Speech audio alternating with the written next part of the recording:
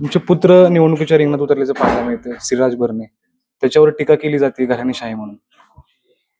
तर घराणेशाही म्हणण्यापेक्षा श्रीराज कॉलेज झाल्यापासून तुम्ही बघता तो समाजामध्ये फिरतो, काम करतो, लोकांच्या सुखदुःखामध्ये सहभागी होतो, अनेक सामाजिक उपक्रम त्यांनी राबवलेत. आणि शेवटी एखादा मुलगा जर कर्तृत्ववान असेल, त्याचा बाप कोण मोठा नेता किंवा कोण मंत्री किंवा आमदार असण्यापेक्षा त्या अंगात जर एखाद्या युवकाच्या कर्तव्य असलं, त्याला निवडणुकीला सामोरं गेलं त्यात काही चुकीचं नाही. राज्याचे कृषी मंत्री दत्तात्रय भरणे आपल्याबरोबर आहेत. मग काय सांगाल, निवडणुका जाहीर झाल्यात, कसं पाहता निवडणुकीकडे सध्या? आता निवडणुकीकडे कसं पाहता म्हणजे निवडणुकीकडे आमचं राष्ट्रवादी काँग्रेस पक्षाचं चिन्ह आहे. आमचे 24 उमेदवार उभा आहेत. आमचे चिन्ह घड्याळ आहे आणि या घड्याळाला चांगल्या प्रकारचे लोक मतदान करतील हा विश्वास मला आहे. त्यामुळं आमचे 24 उमेदवार मोठ्या मताधिक्याने निवडून येतील असंच मी पाहतोय. दोन राष्ट्रवादी एकत्र येताना पाहतोय आपण. हो, दोन राष्ट्रवादी एकत्रच आलेले आहेत. आदरणीय पवारसाहेब, अजितदादा यांनी तो निर्णय घेतलेला आहे आणि या जिल्ह्यामध्ये सर्वजण घड्याळाच्या चिन्हावर निवडणूक लढवत आहेत. तर त्याचा फायदा आपल्या सगळ्याला माहिती आहे की राष्ट्रवादी काँग्रेस पक्षाची नाळ ही ग्रामीण भागाची एकदम जवळची असल्यामुळं या जिल्ह्यातले सगळे लोक हे राष्ट्रवादीला दोन घड्याळाला मतदान करतील. दोन राष्ट्रवादी एकत्र आल्याने कार्यकर्त्यांमध्ये नाराजी आहे. एकत्रित का आला तुम्ही? मजबुरी म्हणून आलात का दबाव होता? पराभवाची भीती होती? हा निस्ता काही आमचा नाही, हा निर्णय राज्याचा आहे. आदरणीय पवारसाहेब, दादा, ताई, आमच्या पक्षाचे अध्यक्ष, त्यांच्या पक्षाचे अध्यक्ष यांनी हा निर्णय एकत्र घेतलेला आहे की आपल्यामध्ये थोडं मतभेद असल्यामुळं, मतभेद म्हणण्यापेक्षा आपल्यात वेगवेगळं चिन्ह असल्यामुळं लोकांचा गैरसमज होतो आणि तिसऱ्याला त्याचा फायदा होतो.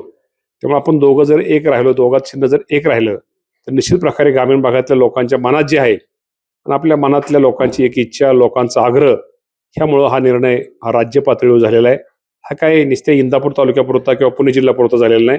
सगळीच ठिकाणी घड्याळावरती लढतायत आणि शेवटी आमच्या दोघांकडं आज आम्ही आणि हर्षवर्धन पाटील साहेब त्यांचा आमचे दोन गट होते.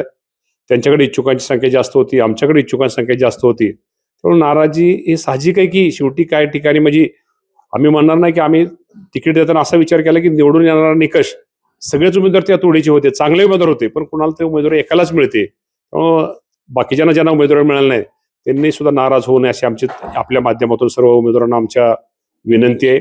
आणि आम्ही दोघं पण आता एकत्र आहोत. हे सगळे 24 उमेदवार हे आमच्या दोघांचे आहेत. ह्यामध्ये कुठलाही भेदभाव नाही, माझ्या जवळचे त्यांच्या जवळचे असं कुठलाही नाही.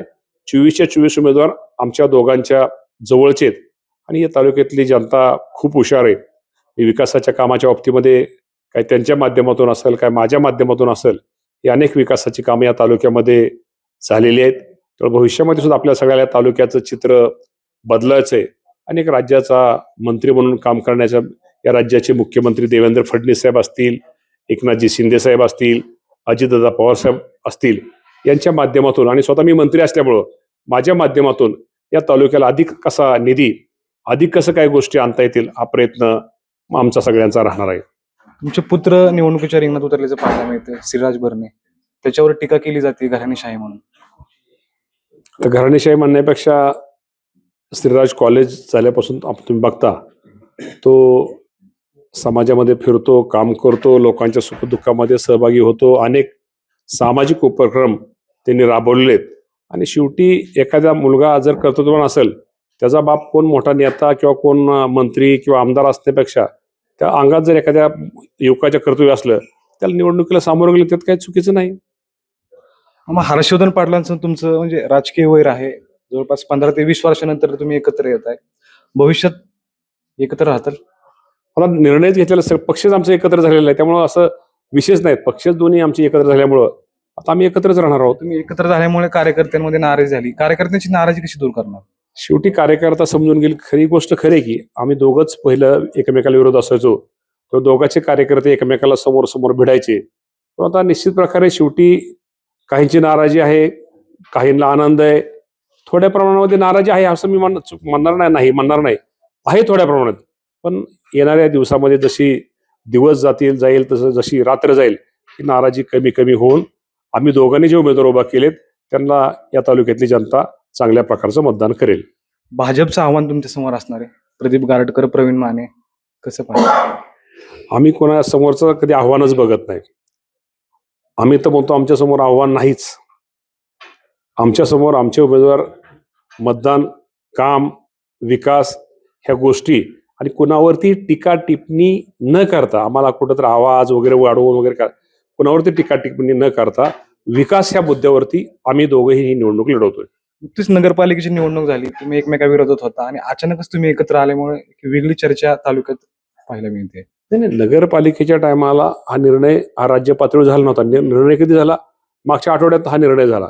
शेवटी निर्णय दोघांनी एकत्र राहण्याचा निर्णय मागच्या आठवड्यात झाल्यानंतर ज्या दोघांच्या नेत्यांचे जे वरिष्ठ आहेत त्यांचे ज्यांनी जे आम्हाला दोघांना आदेश दिलेत त्यांचा आदेश पाळणं हे आमचं कर्तव्य आहे. आमचं आम्ही ते दोघं पण कर्तव्य पार पाडतोय.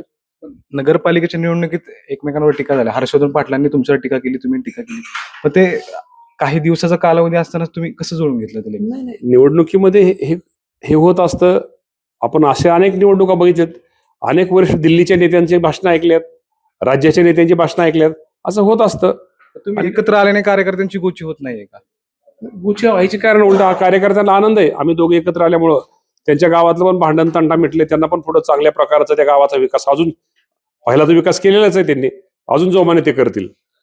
प्रचाराला जाणार अंकिता पाटील ठाकरेंची? 100% का जाणार नाही? 100% जाणार. मग काय मुद्दे असणार आहेत नेमके आता? काही मुद्दा वगैरे नाही. जनतेत विकासाची केलेली कामं, 5 वर्षात उद्या जिल्हा परिषद माध्यमातून आपण काय कामं करू शकतो आणि विकास हाच आमचा मुद्दा आहे. दुसरा कुठला मुद्दा वगैरे आमचा काही नाही. विकासाच्या मुद्द्यावरती आम्ही जनतेसमोर जाणार. विजयाचा किती खात्री वाटते? खात्री काय? खात्री तुम्ही जनते जाऊन विचारा. खात्री म्हणजे खात्री. 24च्या 24 उमेदवार निकाल आज लागलेला आहे. आमचे 24च्या 24 उमेदवार चांगल्या निवडून तर आलेलेच आहेत येतील, पण चांगल्या मताने आमची जनता निवडून दे. शेवटी जनता जनार्दन आहे. त्यांच्यावरती त्यांच्यावरती इतका विश्वास आहे आणि त्यांचा पण आमच्या दोघांवरती एवढा विश्वास आहे. चांगल्या मताने दोन्ही उमेदवार आमच्या 24 उमेदवार आमचे निवडून येतील. विरोधक म्हणतात आमचा विजय होईल. त्यांनी म्हणलंच पाहिजे. बघा, वेळ नाही, 7 तारीख आहे. या 7 तारखेला गुलाल खेळायला. आपल्याबरोबर हे कृषी मंत्री दत्तात्रय भरणे होते. दीपक पडकर, मटा ऑनलाईन, इंदापूर.